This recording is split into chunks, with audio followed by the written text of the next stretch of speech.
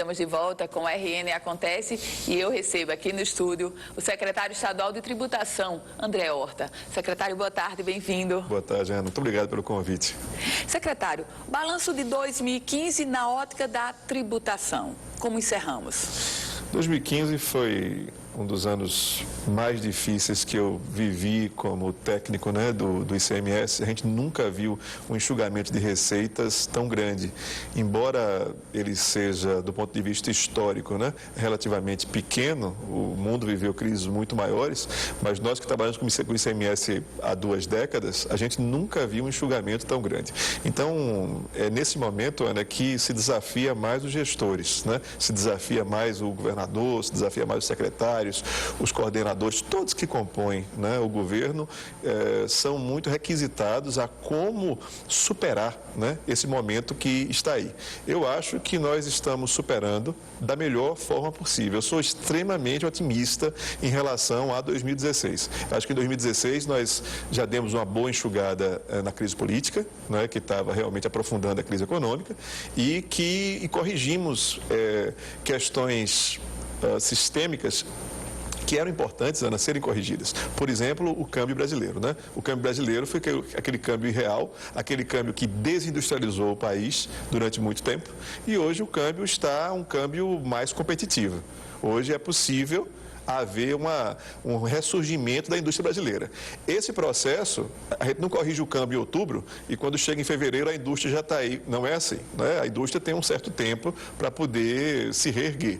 Mas nós agora já adubamos o terreno suficientemente para haver o ressurgimento da economia.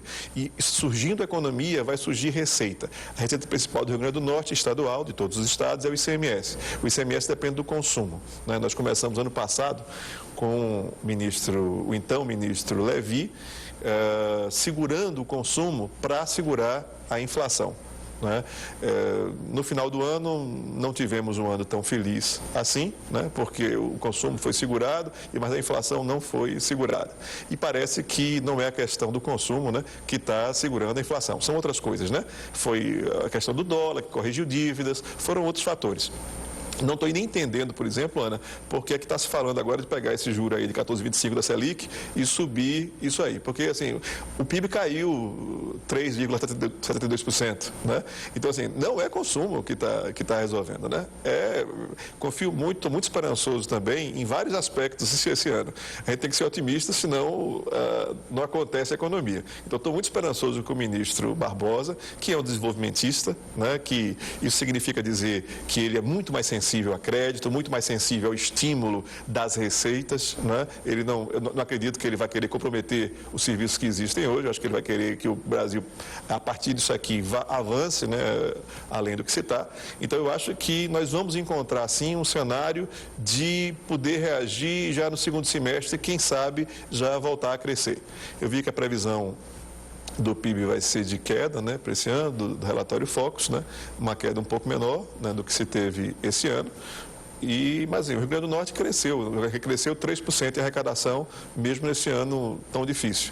A gente cresceu 3% de arrecadação em 2015. Em 2015. Isso é possível comparar com a frustração do FPE, secretário? Fica muito aquém? Não, o FPE foi bem mais, né? Eu não tenho o número. Não está fechado o número de 2015, né? Mas sem dúvida que o governo federal sentiu mais, porque a arrecadação caiu muito mais no Sudeste do que no Nordeste, né? Nós tivemos queda aqui, queda de arrecadação real, crescimento nominal, mas queda real, né, em relação à inflação.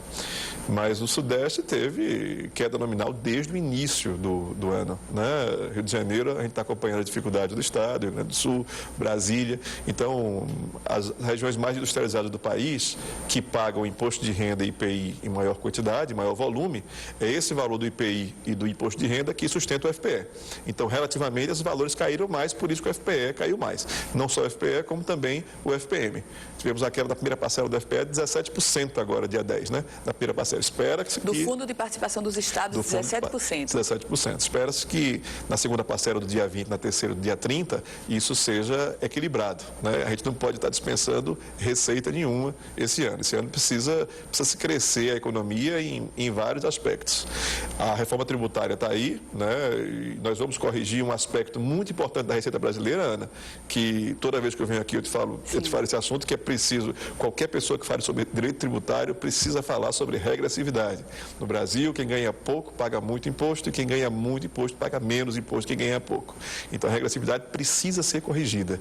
Nenhuma reforma tributária pode se chamar de reforma se não corrigir a regressividade tributária, porque ela é ineficiente, né? Se tirar a renda de quem ganha menos, esse pessoal, se ele tiver um pouquinho mais de renda, se você liberar nos tributos, manter a mesma carga que existe hoje, mas se você tirar um pouquinho dele e botar na parte de quem ganha mais, essa renda desse pessoal que ganha menos vai direto para o consumo e reestimula e faz ressurgir toda a economia. Nós temos, a China está comprando menos, os BRICS, de uma forma geral, estão comprando menos, né? A Europa também está com dificuldade. Nós temos aqui um mercado interno que pode nascer se a gente corrigir a forma de tributação que temos hoje no país. Então, todo o esforço de reforma tributária, o ministro Barbosa já falou isso, fiquei muito animado com essa declaração dele, né? Precisamos enfrentar a questão da regressividade. Essa questão é uma questão histórica, é uma questão nova, tem 40 anos que se fala sobre isso, mas nenhum projeto efetivo está saindo isso. Eu estou na presidência do Concefaz, Conselho Secretário de Fazenda, né, do país. Nós convocamos um grupo de trabalho, o grupo de trabalho número 47, que está tratando desse assunto e precisa enfrentar com seriedade esse assunto da regressividade tributária, porque esse é o principal assunto do país. Tudo mais que se fala de reforma sem incluir regressividade não é reforma, isso é faxina tributária. Secretário, qual a expectativa do senhor, qual a expectativa do governo do Estado para o ajuste fiscal que vai começar a entrar em vigor agora, final de janeiro, início de fevereiro? O ajuste fiscal aprovado ano passado pela Assembleia Legislativa, proposto pelo Executivo. Vai dar para reequilibrar a partir do ajuste fiscal? A gente precisa ter cuidado porque o imposto que os estados têm competência para instituir é um imposto regressivo. É um imposto que os secretários de Fazenda, paradoxalmente, lutam para reduzir. Nós lutamos para reduzir o ICMS e queremos aumentar em outro lugar. A gente quer manter a carga, mas a gente não quer que o ICMS nem o IPI, eles façam tanto parte da vida do cidadão. A gente quer tirar esse tributo, como se faz em países que têm o IDH alto, e colocar em outro lugar, né, essa receita, para poder justamente ter mais eficiência. Então, eu vi noticiando, né, o déficit de 525 milhões, que é relativo ao saque do FUNFIC, que foi feito ano passado. Nós tivemos o déficit geral aí de 600 milhões, que algumas coisas não foram totalmente pagas, mas foram quitadas eventualmente agora em janeiro. Veja, o pacote nosso é um pacote de 300 milhões. O pacote do ajuste fiscal que vale a partir de fevereiro.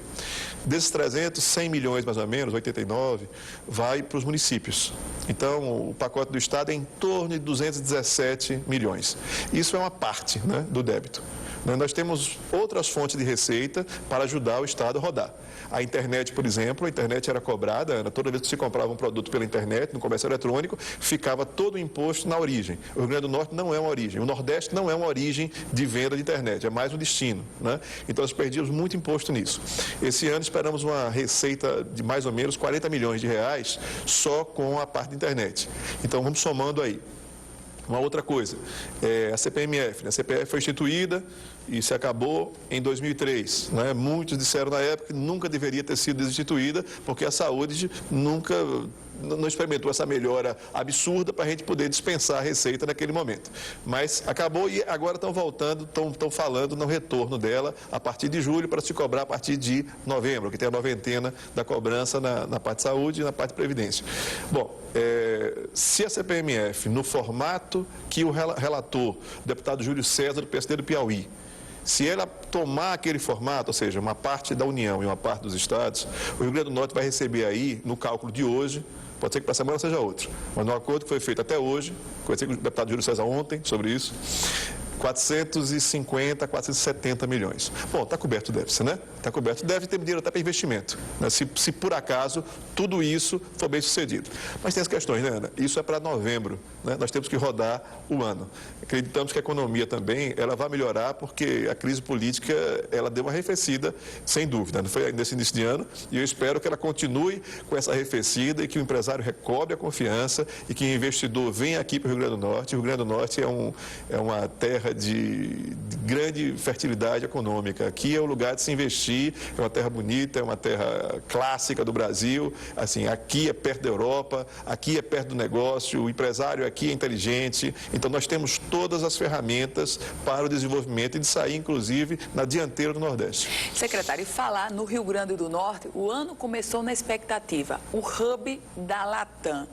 Qual a informação mais nova que o senhor tem? Ainda tem novas reuniões do governo do estado com a companhia aérea? Já foi apresentado o pacote de incentivo do executivo para a Latam instalar o portão de conexão do estado, secretário? O pacote de incentivos já foi conversado, né, em detalhes, né, diretamente com a Latam.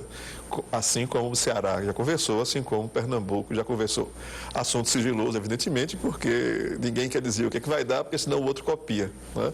Mas em dezembro foi o último contato deles, né? Eles disseram que alegaram aquelas questões de insegurança jurídica, não foi? Para poder voltar a falar no assunto, e nós estamos aguardando isso aí. Nós temos uma segurança técnica muito grande. Eu não vejo, em todas as conversações com todos os outros estados, eu não vejo nenhum estado com tanta vocação para ter esse hub como aqui, né? Se perde dinheiro, você colocando esse hub em Fortaleza, existe uma perda em cada voo pelo fato de estar geograficamente menos favorecido do que Natal, assim como Recife, né? Nós temos diversas questões que nos favorecem. A questão da economia, isso, o hub não é, eu sei, a economia do Rio Grande do Norte é menor do que esses outros estados, mas o hub não é um projeto para 5 anos, né? O hub é um projeto para 40 anos. Então, ele tem que pensar no futuro, e o futuro deles é aqui no Rio Grande do Norte. Se pesar a questão técnica, não tenho dúvida que esse hub é nosso. Secretário Estadual de Tributação, André Horta, mais uma vez obrigada por sua presença, seus esclarecimentos aqui no RN Acontece. Muito obrigado pelo seu convite, é sempre um prazer estar conversando as questões tributárias aqui no teu programa. Parabéns. Muito obrigada. Se você quiser rever essa entrevista completa, é só acessar o site www.politicaemfoco.com, um site especializado na política do Rio Grande do Norte e do Brasil. O RN Acontece vai ficando por aqui.